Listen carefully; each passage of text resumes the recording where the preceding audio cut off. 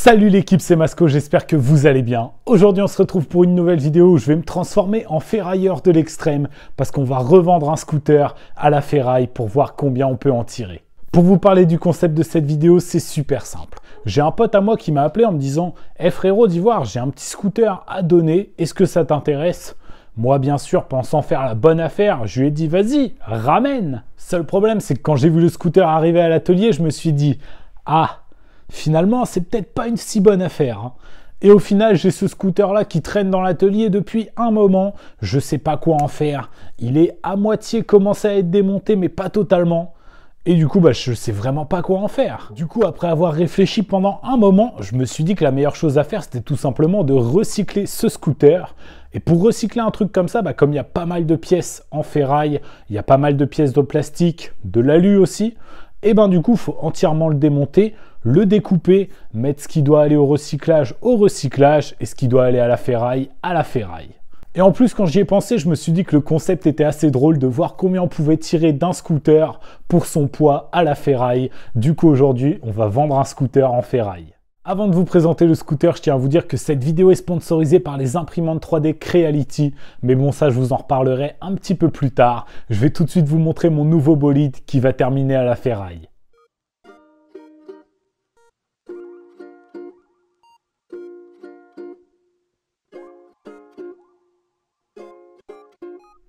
Du coup l'équipe, voilà la bête. Je pense que vu dans l'état qu'il est, on peut pas l'appeler autrement. Le scooter, il est entièrement dépouillé. Il y a plein de trucs qui ont été arrachés, coupés. Il a dormi pendant des années dans une cave. Et du coup, au final, là, c'est sa dernière vie. Bien entendu, avant de vous faire cette vidéo, je me suis assuré de la provenance du scooter. Parce qu'avoir un petit booster volé à l'atelier, c'est très peu pour moi. Du coup, je me suis assuré qu'il était clean. L'ancien proprio m'a montré la carte grise qu'il avait à son nom. Et du coup, au final, je trouve ça vraiment con d'avoir les papiers d'un véhicule et de le laisser dans cet état. Comme je vous le disais juste avant l'équipe, cette vidéo est sponsorisée par Creality et pour cette vidéo, ils m'ont envoyé la Creality K1.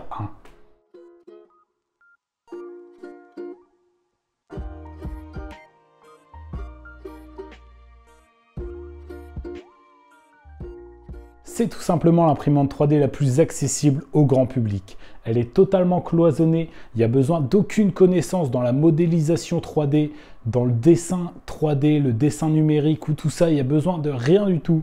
Moi, regardez tout ce que j'ai réussi à faire sans aucune connaissance. J'ai juste été sur leur application smartphone, j'ai téléchargé le petit Salamèche en 3D et je l'ai directement imprimé avec ma Creality K1.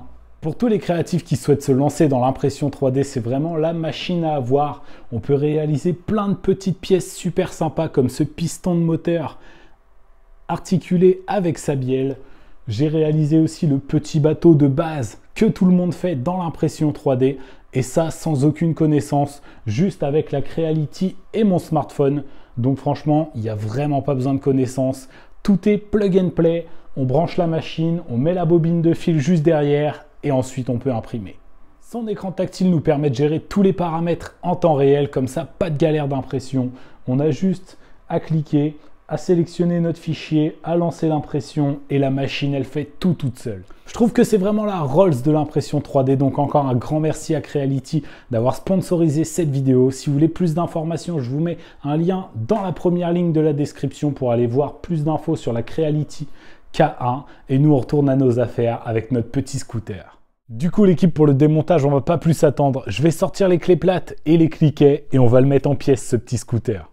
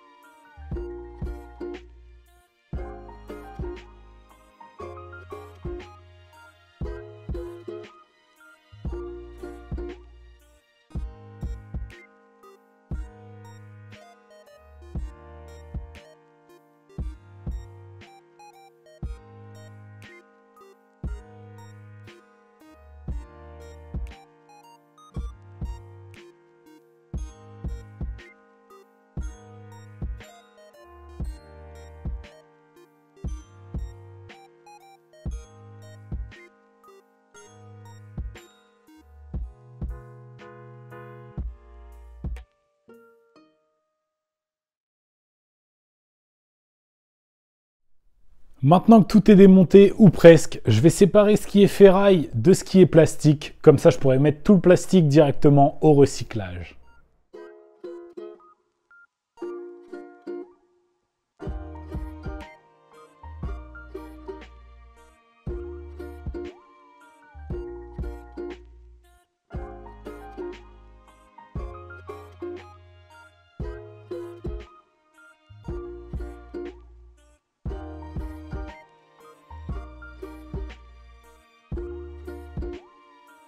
Bien entendu, si je veux pouvoir vendre les jantes à la ferraille, faut d'abord démonter les pneus.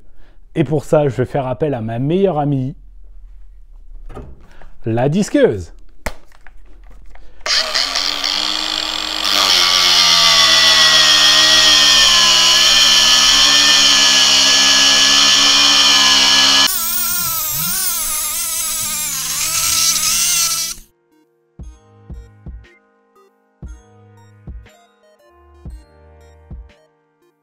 Au niveau du tri des différents matériaux qui composaient la partie cycle, j'ai quasiment terminé mon tri. Il me reste 2-3 trucs à faire, mais c'est vraiment des petites choses à faire que je ne vous montrerai pas dans la vidéo. Il me reste 2 pièces principales à m'occuper pour pouvoir emmener ce scooter à la ferraille. La première, c'est la fourche. Le haut de mon tube est en acier et le bas aussi, donc ça pose pas problème. Mais pour emmener une pièce à la ferraille, il faut qu'elle soit entièrement vide de toute son huile. Dans la fourche, naturellement, il y a de l'huile. Donc avant de la mettre dans les pièces en acier, il va falloir que je la vidange. Il faut également que je m'occupe du moteur, parce que sur un moteur comme ça, on a vraiment de tout. Du plastique, de l'acier, de l'alu et peut-être même encore de l'huile au niveau de la transmission. Du coup, je vais démonter le moteur entièrement.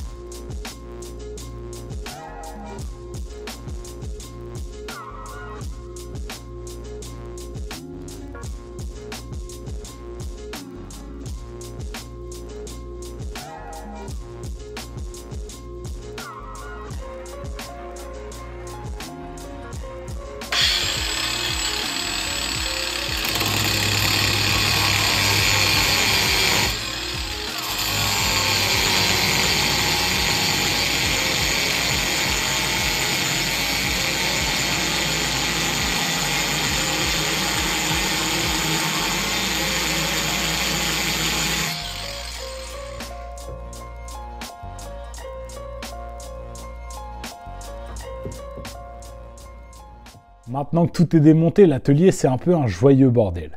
J'ai des pièces par ici, d'autres pièces par là. Il y en a un peu partout, mais avant d'emmener quoi que ce soit à la ferraille, il va falloir que je trie les différents types de métaux. Sur un scooter basique, on va en trouver 2 principalement. L'acier, tout ce qui va être vendu en tant que ferraille, et l'aluminium. Sur ce scooter-là, en plus, j'ai de la chance parce que tout mon châssis est en aluminium. Donc là, on a déjà un gros bout d'alu. Mais je vais maintenant vous expliquer comment les différencier. Moi perso, j'ai 2 techniques. La première, super simple, avec un petit aimant comme ça. Sur de l'alu, l'aimant ne va tout simplement pas adhérer, alors que sur de la ferraille, il va rester collé. Petite technique très simple. La deuxième, et elle est un peu plus barbare parce que je sais que vous aimez ça, ça va être à la disqueuse. Regardez.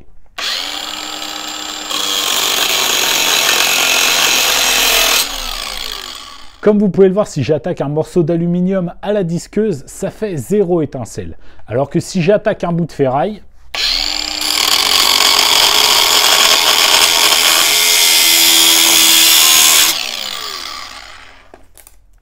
là, ça fait plein d'étincelles. Mais bon, je vais plutôt utiliser la technique de l'aimant pour trier toutes ces pièces.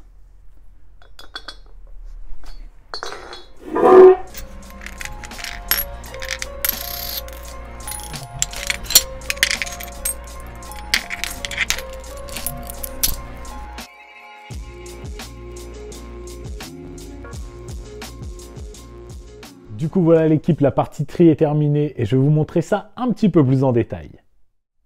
Du coup, l'équipe, on commence ici avec toute la partie aluminium. Donc, on a le cadre, les jantes, les carters moteurs et quelques pièces de variation. Et rien que ça, on a plus de 27 kg d'alu. Ensuite, petit point intéressant, j'ai mis toutes les vis de côté. Et sur un scooter comme ça, il n'y a pas moins de 2 kg de visserie. Franchement, je ne m'attendais pas à autant que ça. Dis-toi que quand tu roules ton scooter, tu balades 2 kg de vis.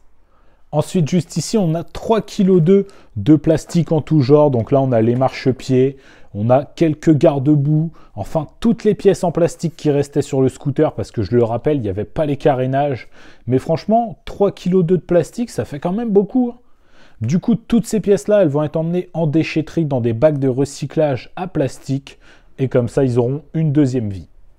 Ensuite, ici, on a toute la partie faisceau électrique. Donc cette partie-là, elle comprend vraiment tous les câbles du faisceau électrique, l'allumage et les quelques boîtiers qui vont sur la moto. Et là, on a environ 1,6 kg.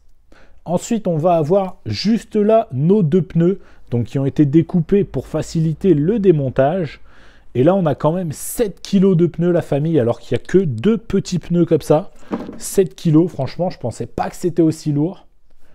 Et on finit avec cette partie, donc la partie tout ce qui est ferraille, le pot d'échappement, le réservoir, des parties du châssis. Enfin, toutes les pièces qui restaient en métal. Celles-ci, je ne les ai pas encore pesées dans le but de pas trop me spoiler sur combien on va gagner en allant revendre ça à la ferraille. Du coup, moi, ce que je vais faire là maintenant, c'est que je vais aller charger tout ça dans mon partenaire et direction le vendeur de ferraille.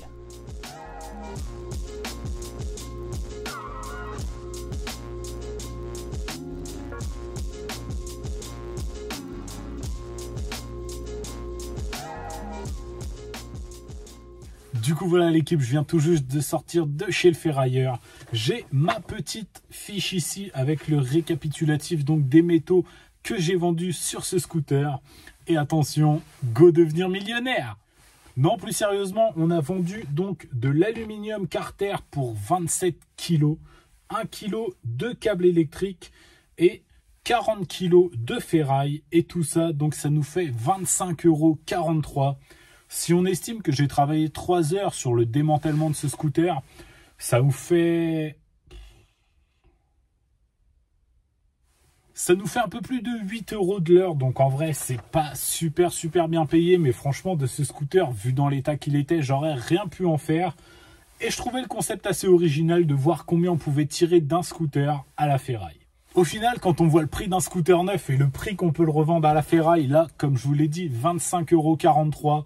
Je me dis que vraiment, il y a une grande différence entre le prix d'un scooter qui est neuf, tout beau, et le prix au final d'un tas de ferraille qui ne vaut plus rien, qui ne peut plus avancer. Là, le tas de ferraille vaut 25,43 €. En vrai, j'ai kiffé faire ce concept, l'équipe. N'hésitez pas à me dire dans les commentaires si ça vous a plu. Et surtout, si la vidéo vous a plu, n'hésitez pas à mettre votre plus beau pouce bleu.